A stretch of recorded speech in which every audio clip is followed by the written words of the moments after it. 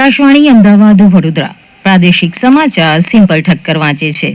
સૌપ્રથમ મુખ્ય સમાચાર.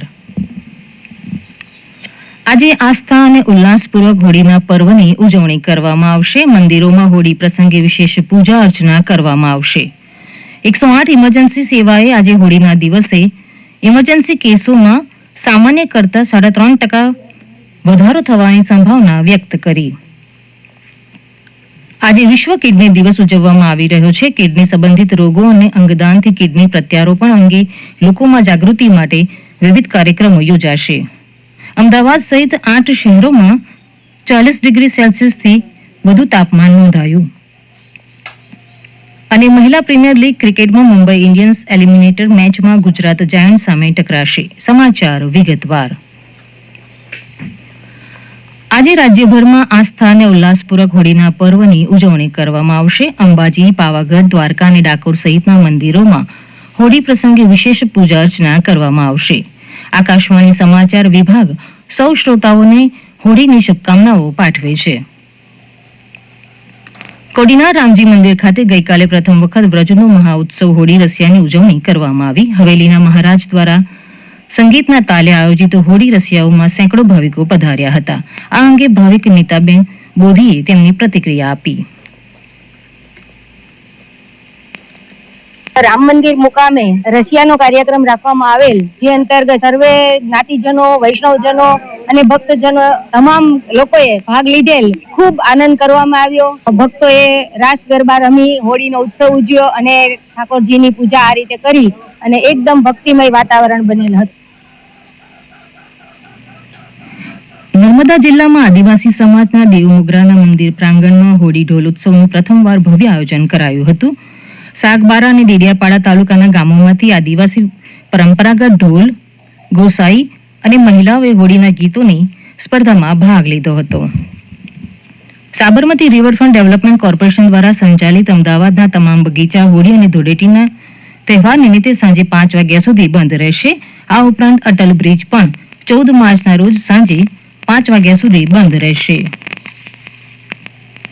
રાજ્યના તમામ યાત્રાધામોમાં આજે ફાગણી પૂર્ણિમા ઉત્સવની ભવ્ય ઉજવણી કરવામાં આવશે. બનાસકાંઠા જિલ્લાના અમારા પ્રતિનિધિ સૌજી ચૌધરી જણાવે છે કે સુપ્રસિદ્ધ યાત્રાધામ અંબાજી ખાતે આજે સાંજે 7 વાગે હોળી પ્રગટાવવામાં આવશે, જ્યારે સાંજે 6:30 વાગે થતી આરતી પણ હોળી પ્રગટાવ્યા બાદ જ કરાશે. પૂનમની આરતી શુક્રવારે સવારે 6 વાગે થશે. ખેડા જિલ્લાના અમારા પ્રતિનિધિ જનક જાગીદાર જણાવે છે કે યાત્રાધામ ડાકોર ખાતે ફાગણી પૂનમના મેળા માટે ડાકોરને જોડતા માર્ગો પર પદયાત્રીઓનો અવિરત પ્રવાહ જોવા મળી રહ્યો છે. અમદાવાદના જશોદાનગર થઈ ખેડા જિલ્લાના મહેમદાબાદ તાલુકામાં રાસ્કાના માર્ગો પર પદયાત્રીઓ આવી પહોંચ્યા છે અને જય રણછોડના નાદથી માર્ગો ગુંજી ઉઠ્યા છે. ડાકોર તરફ જતા પદયાત્રાઓ માટે સેવાભાવી સંસ્થાઓ દ્વારા ઠેર ઠેર સેવા કેમ્પો શરૂ કરવામાં આવ્યા છે. શિક્ષણ મંત્રી પ્રફુલ્લ પાનસેરિયાએ લોકોને હોળી ધૂળેટી પર્વની શુભેચ્છા પાઠવી છે. તેમણે લોકોને હોલિકા દહનમાં ગાયના ગોબરથી બનેલા છાણાનો ઉપયોગ કરવા અપીલ કરી છે.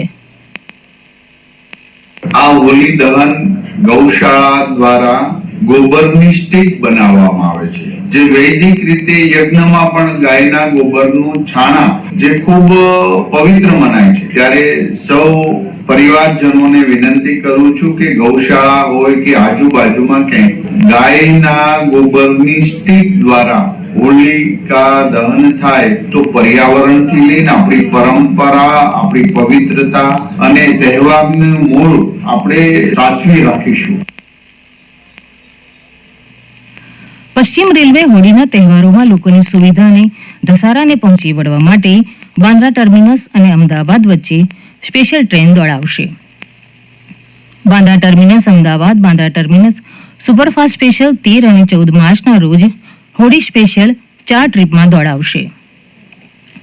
આ ટ્રેન બંને દિશામાં બોરીવલી, પાલઘર, વાપી, વલસાડ, ઉધના, ભરૂચ, વડોદરા અને આણંદ સ્ટેશનો પર ઊભી રહેશે. આ ટ્રેનમાં સ્લીપર અને જનરલ ક્લાસ કોચ હશે. ટ્રેન બુકિંગ આજથી બધા PRS કાઉન્ટર અને IRCTC વેબસાઇટ પર શરૂ થશે.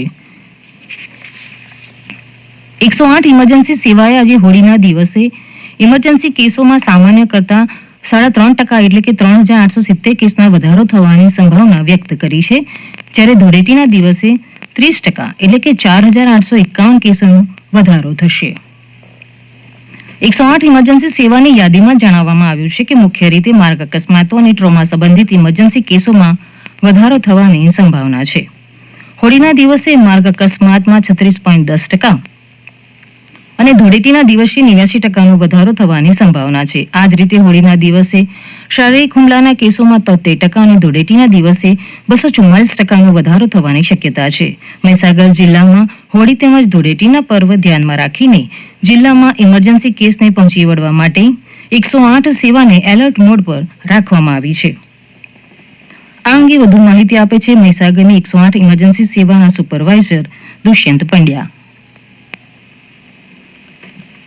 મહીસાગર જિલ્લામાં EMRI ગ્રીન હેલ્થ સર્વિસ દ્વારા 13 જેટલી એમ્બ્યુલન્સ કાર્યરત છે અને 65 જેટલા કર્મચારી કાર્યરત છે. હોળીના દિવસે 33% ઇમરજન્સી કેસમાં વધારો થાય છે અને ધૂળેટી પર્વના દિવસે 72% જેટલો ઇમરજન્સી કેસમાં વધારો થાય છે. તો આ ઇમરજન્સી કેસના વધારાને ધ્યાનમાં લઈને 13 એમ્બ્યુલન્સ 24/7 કાર્યરત રહેશે અને 65 જેટલા કર્મચારી એલર્ટ મોડ પર રાખ્યા છે. એ કોઈ પણ ઇમરજન્સીને પહોંચી વળવા માટે તેમને સૂચિત કરવામાં આવ્યું છે. છોટાઉદેપુર જિલ્લાના ક્વાંટ તાલુકા ખાતે ભાતીગળ ગેરનો મેળો આગામી 16મી એપ્રિલે યોજાશે, જેની તંત્ર દ્વારા તડામાર તૈયારીઓ ચાલી રહી છે. હોળીના ત્રીજા દિવસથી શરૂ થતા આ ભાતીગળ ગેર મેળા અંગે લોકોને માહિતગાર કરવા માટે 200 થી વધુ અધિકારીઓએ 37 કિલોમીટર લાંબી સાયકલ રેલીમાં ભાગ લીધો હતો. નસવાડી તાલુકાની શ્રીનાથજી હોટલ ચોકડીથી શરૂ થયેલી રેલી સ્ટેચ્યુ ઓફ યુનિટી એકતાનગરના પરેડ ગ્રાઉન્ડ ખાતે સમાપન થઈ હતી. આ અંગે છોટાઉદેપુરના કલેક્ટર સુશ્રી ગાર્ગી જૈને માહિતી આપી. આવતા સન્ડે 16મી માર્ચ ગેર મેળાનું આયોજન કમાટ ખાતે છે અને એના ભાગરૂપે અમે ગેર મેળાના પ્રચાર પ્રસાર માટે એક સાયકલ રેલીના આયોજન કર્યા હતા, જે આપણા નસવાડીથી સ્ટેચ્યુ ઓફ યુનિટી સુધી અરાઉન્ડ 30 કિલોમીટર 37 કિલોમીટર જેટલા ડિસ્ટન્સ 200 જેટલા પાર્ટિસિપન્ટ્સ એમાં હતા, જે બધા જિલ્લા વહીવટીતંત્ર છોટાઉદેપુર અને સ્ટેચ્યુ ઓફ યુનિટીના પણ લોકો છે. અને આ બેસિકલી એટલા માટે કે બધા લોકોને ખબર પડે 16મી માર્ચે ગેર મેળાના આયોજન થઈ રહ્યા છે. આ સમાચાર આપ આકાશવાણીના અમદાવાદ વડોદરા કેન્દ્ર પરથી સાંભળી રહ્યા છો. આ સમાચાર આપ અમારી YouTube channel AIR news Gujarat પર પણ સાંભળી શકશો. વધુ સમાચાર માટે અમારી વેબસાઇટ newsonair.gov.in/gujarati અને અમારા એક્સ હેન્ડલ AIR_news_ ને ફોલો કરશો. દર વર્ષે માર્ચ મહિનાના બીજા ગુરુવારે વિશ્વ કિડની દિવસ તરીકે ઉજવવામાં આવે છે. લોકોમાં કિડની સંબંધિત રોગો અંગે અને કિડનીના દર્દીઓને અંગદાનથી કિડની મળી રહે તે માટે લોકોમાં જાગૃતતા કેળવવાનો આ દિવસનો મુખ્ય ઉદ્દેશ્ય છે. આ અંગે જાગૃતિ માટે રાજ્યભરમાં વિવિધ કાર્યક્રમો યોજાશે. કિડની દિવસની પૂર્વ સંધ્યાએ અમદાવાદની સિવિલ હોસ્પિટલમાં 181મું અંગદાન થયું. ગુપ્તદાન રૂપે થયેલા આ અંગદાનથી એક હૃદય, 2 કિડની અને 1 લીવરનું દાન મળ્યું છે. રાજ્યના અમદાવાદ સહિતના 8 શહેરોમાં છેલ્લા 24 કલાકમાં 40 ડિગ્રી સેલ્સિયસથી વધુ તાપમાન નોંધાયું હતું.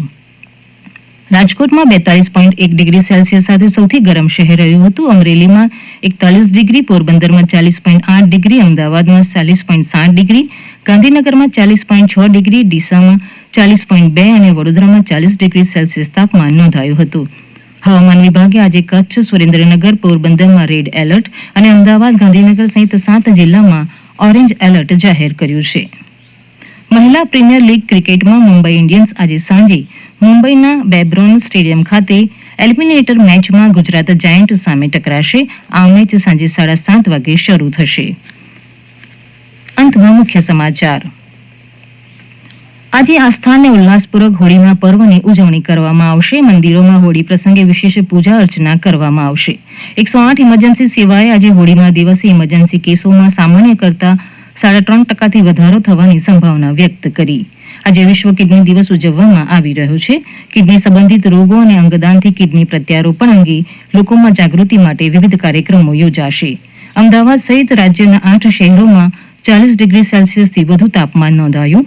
અને મહિલા પ્રીમિયર લીગ ક્રિકેટમાં મુંબઈ ઇન્ડિયન્સ એલિમિનેટર મેચમાં ગુજરાત જાયન્ટ સામે ટકરાશે. આકાશવાણીના અમદાવાદ વડોદરા કેન્દ્ર પરથી પ્રાદેશિક સમાચાર પૂરા થયા.